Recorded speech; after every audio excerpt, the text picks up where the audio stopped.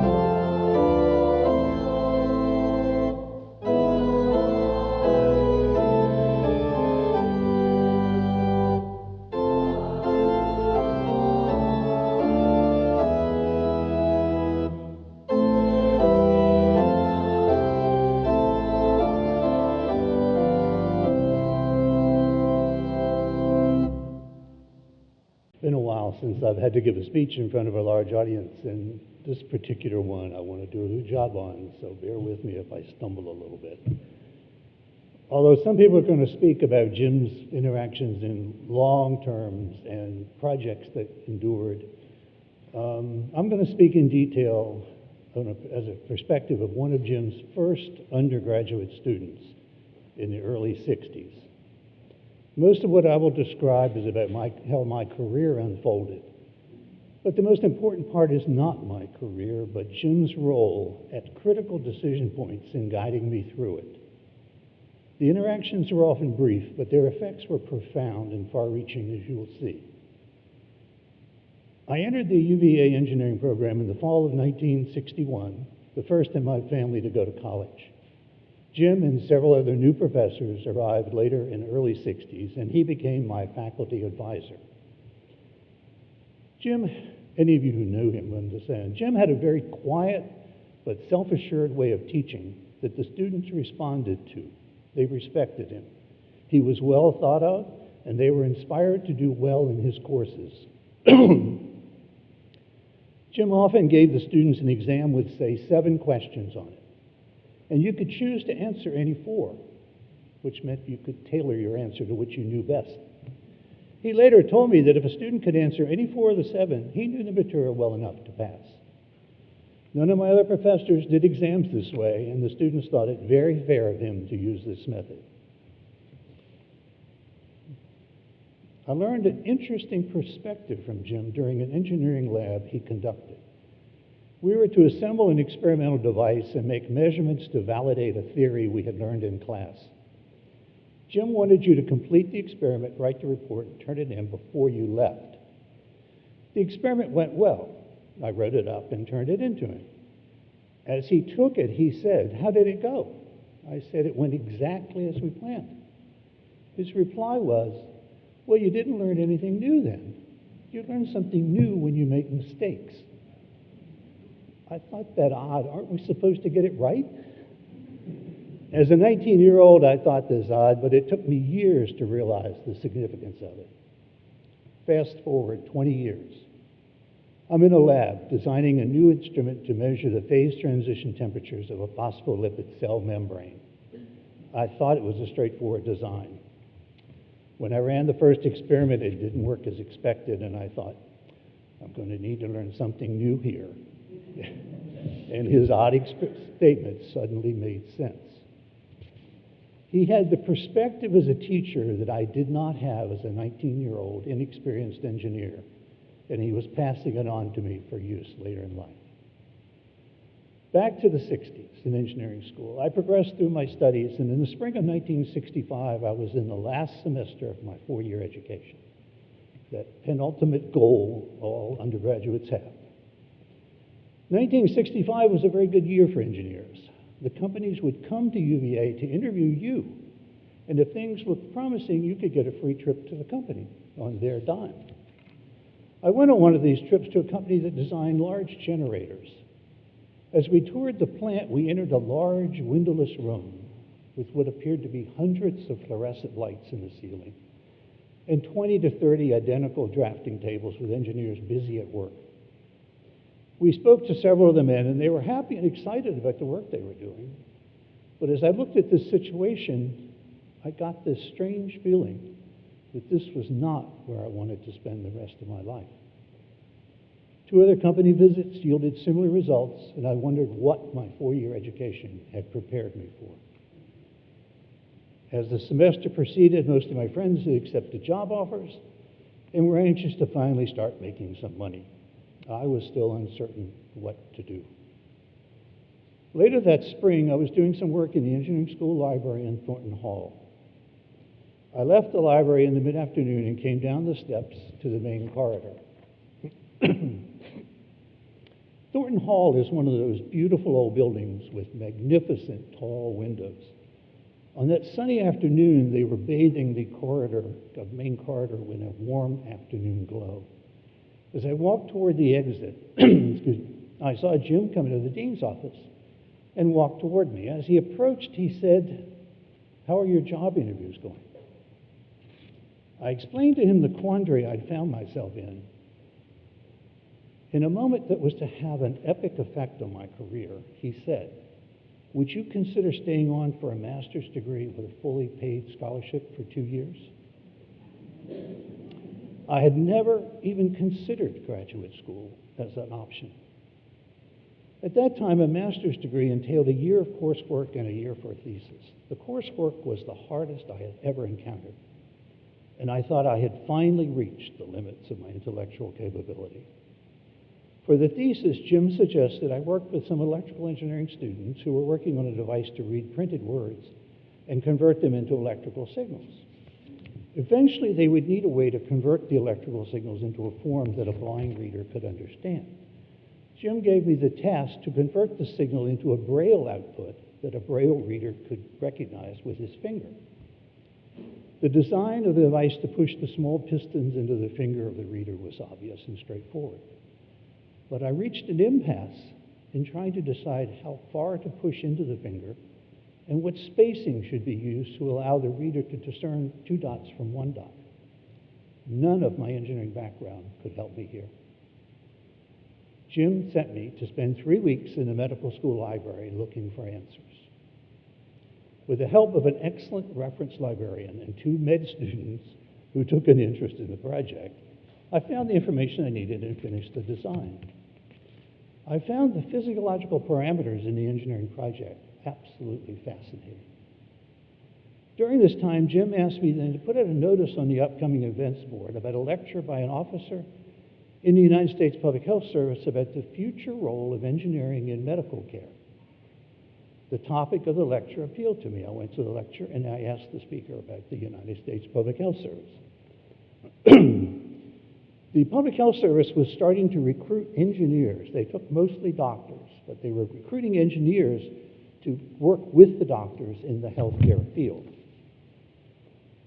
I applied for a commission in the U.S. Public Health Service, and after I graduated, I was inducted as a lieutenant JG. My duty station was the National Institutes of Health in their biomedical engineering and instrumentation branch. Here, the engineers were allowed to work on with any investigator they could show how engineering technology could be used to help solve medical problems. My engineering background was more than adequate, but my life science background was virtually non-existent. I had never even had biology. At NIH, I met an engineer who had just finished his PhD at UVA in a new joint venture between the engineering school and a medical school called bioengineering. He was returning as a faculty member and persuaded me to enter the program. The program was very rewarding as I took every course in the life sciences they would let me take and still pay for my education, which took a number of years. It took 7 years, but it was the most wonderful 7 years I've ever had. After receiving my PhD, I returned to NIH. This was how I ended up working with cell membranes I described earlier. Among all these details of my journey, we shouldn't lose sight of how it began. On a sunny afternoon in Thornton Hall, when Jim Moore asked me, "How are your job interviews going?" The Moore and the McVeigh families attended the same large church in Indianapolis, but didn't meet until we attended the same church in Lafayette, Indiana. But we really didn't become acquainted until we met in Charlottesville, again attending the same church. It turns out that wives Doris and Lexi grew up quite close to each other in southern Kentucky. Our children were about the same ages and swam competitively on the same team. We camped together many times and shared the ownership of a house on the back bay at Sandbridge, Virginia. We built sailboats in the Moore's basement that our children learned to sail, and we both had catamarans. We had great fun together 2 or 3 times in Hawaii and several times in different parts of Europe. Due to Jim's service in England and France during World War II, he was a great tour guide planner. Dr. Moore and I were very close professionally in a major research area. We both did our doctoral dissertations at Purdue University a year or 2 apart in what is called automatic control. We took several similar or identical courses, even though Jim was a mechanical engineer and I was electrical. Automatic control is very mathematical, and it doesn't matter what discipline you're in after a mathematical description is established, so our joining together was ideal. Together, we established the Automatic Control Laboratory for Research at the university and immediately obtained as much research funding as we could handle. Dr. Moore published many important papers. Of special note is the International Automatic Control Congress that meets every 4 years, where Jim published research papers in London, Paris, Budapest.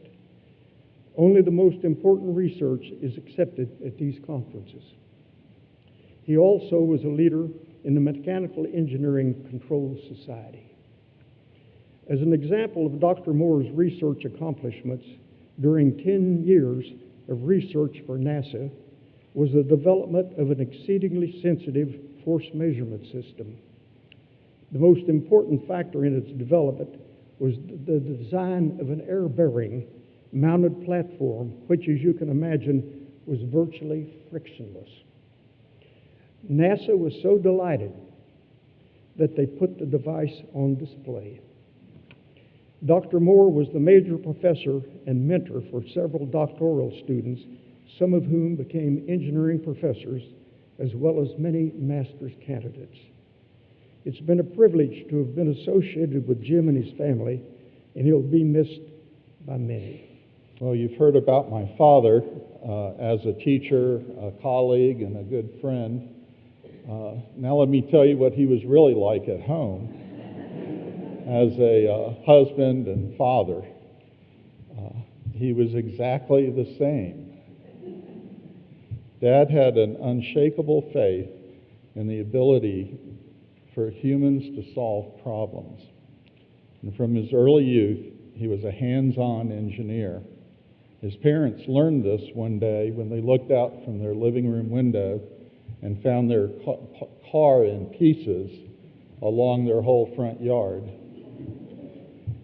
And yes, he got it all back together again. That was before you could get manuals for that stuff. I recall Dad would converse with me the same way he would converse with anyone else. He would patiently listen and observe. He'd talk very little, but always be poised for the right moment to grin and voice a short, Socratic-style question or observation. When I was first home on break from college, I passionately lectured him on the certainty that PCB pollution would destroy almost all living things on Earth within 20 years. After half an hour of this, he said very calmly, "Innovation will take care of that." And then he'd wait. And if your look of befuddlement didn't subside, he would add just a little more information. That time he said, smog was a horrible and unsolvable problem. Then a French guy invented a way to convert car exhaust into carbon dioxide and water. And that's what we now call catalytic converters. And that huge problem was solved. On another break, I confronted him on the necessity for socialism. After an hour or more of this, he simply said, "Equality is not the key to happiness." And then much later he added, "Productivity is the key to happiness." Dad was productive. In addition to constantly moonlighting for needed funds and with NASA and investigating auto crash failures, he completed many hobby projects of which his family was the beneficiary.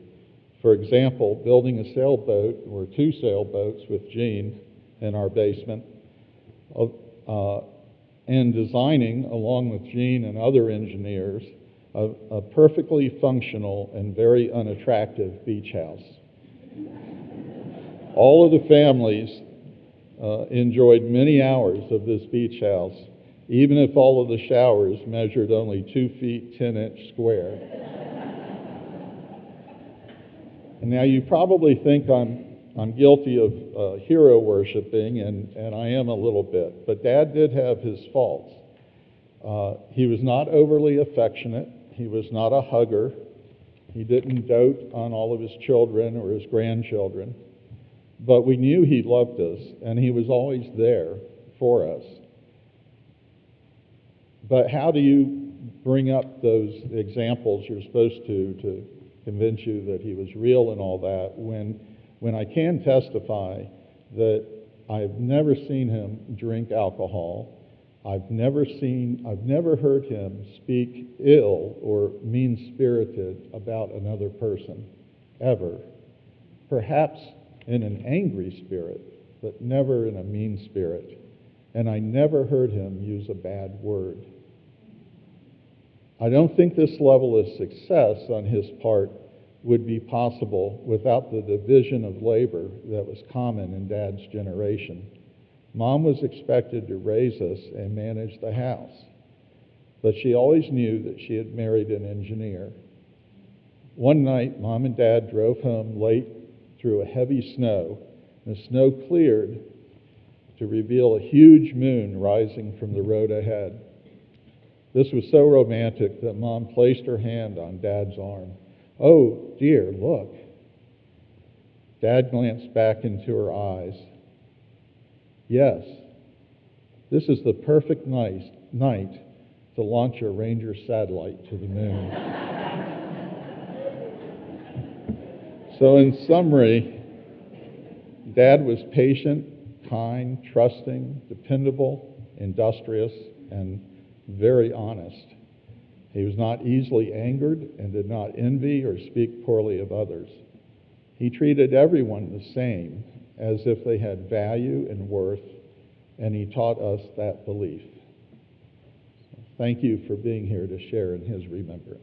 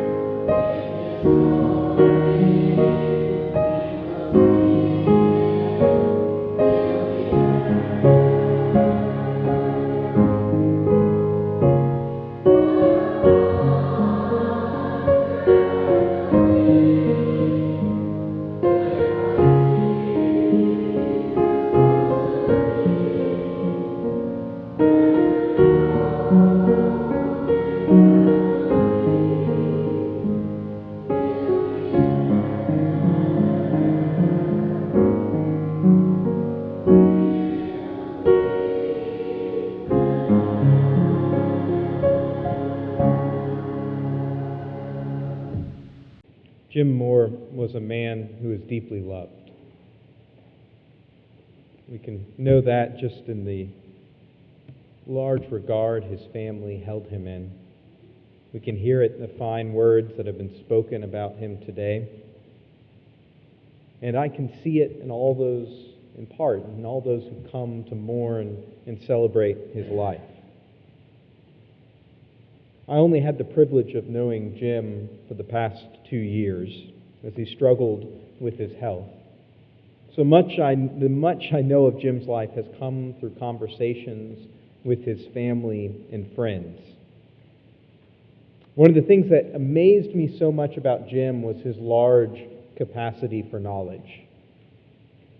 Of course, Jim knew a whole lot about his discipline.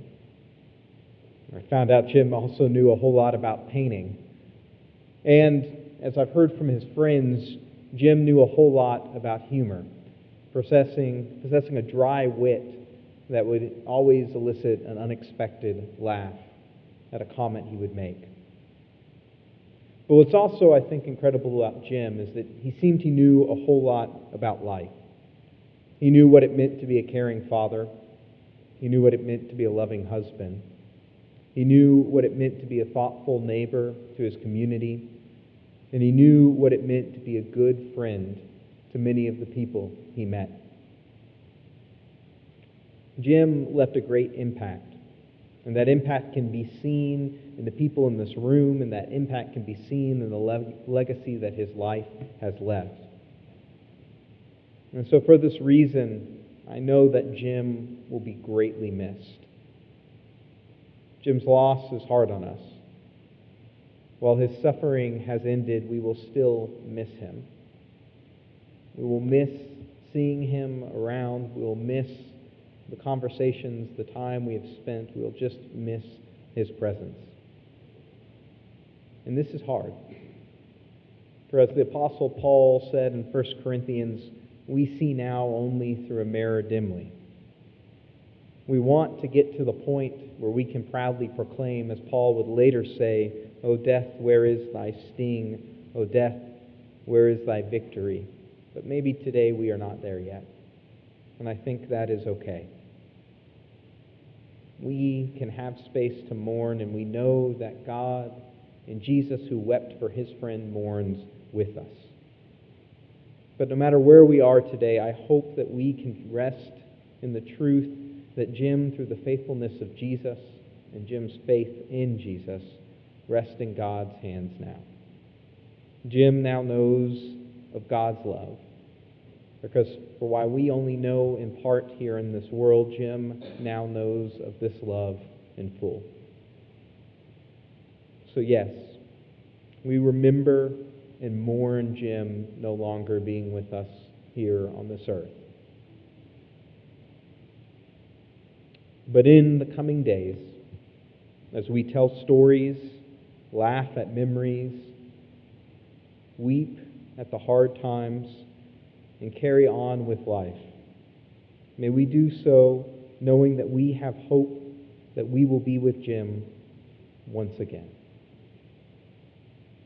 So may this day be an occasion for mourning, an occasion for remembering, but also a time for hope.